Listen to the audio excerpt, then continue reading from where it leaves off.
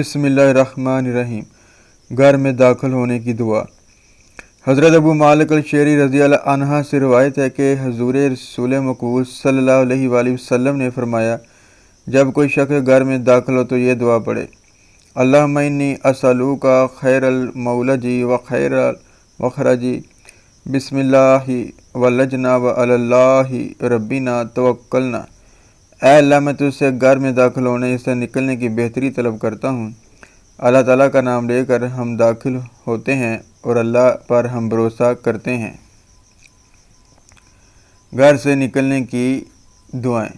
حضرت ام سلمہ رضی اللہ تعالیٰ عنہ سے روایت ہے کہ حضرت رسول خدا صلی اللہ علیہ وآلہ وسلم جب کبھی میرے گھر سے باہر تشریف لے جاتے تو اپنی نظر مبارک آسمان کی طرف اٹھا کر یہ دعا مانگتے: اللہم انی اعوذ بک ان اذل او اذل او اظلم او اظلم او اجہل او یجہل علی۔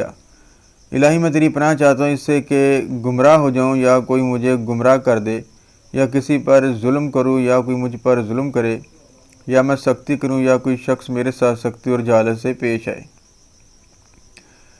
یہ دعا گھر سے نکلتے وقت پڑھی جاتی ہے۔ بسم اللہ توکلت علی اللہ لا حول ولا قوۃ الا باللہ۔ اللہ کے نام پر بھروسہ کیا، نہیں ہے طاقت نقصان سے بچنے اور فائدے کے حصول کی مگر اللہ کی توفیق سے۔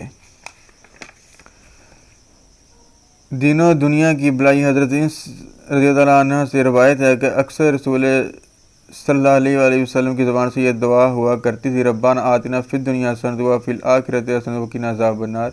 الہی، ہمیں دنیا میں بھلائی عطا کر اور آخرت میں بھلائی عطا کر اور ہمیں دوزخ کی آگ سے نجات دے۔ اور دوسری نمبر پر اللہم انی اسألوک العفو والعافیت والمعافات فی الدنیا والآخرۃ۔ الہی، میں تجھ سے معافی اور سلامتی چاہتا ہوں اور ہر تکلیف سے بچاؤ چاہتا ہوں اور دنیا اور آخرت میں۔ اللہم احسن عاقبتنا فی الامور کلہا واجرنا من خزی الدنیا وعذاب الآخرۃ۔ الہی، اچھا کیجیے ہمارا انجام سبھی کاموں میں اور پناہ دیجیے ہم کو دنیا کی رسوائی سے اور آخرت کے عذاب سے۔ اللہم آتنا فی الدنیا حسنۃ وفی الآخرۃ حسنۃ وقنا عذاب النار۔ ملیں گے انشاءاللہ نیکسٹ بار۔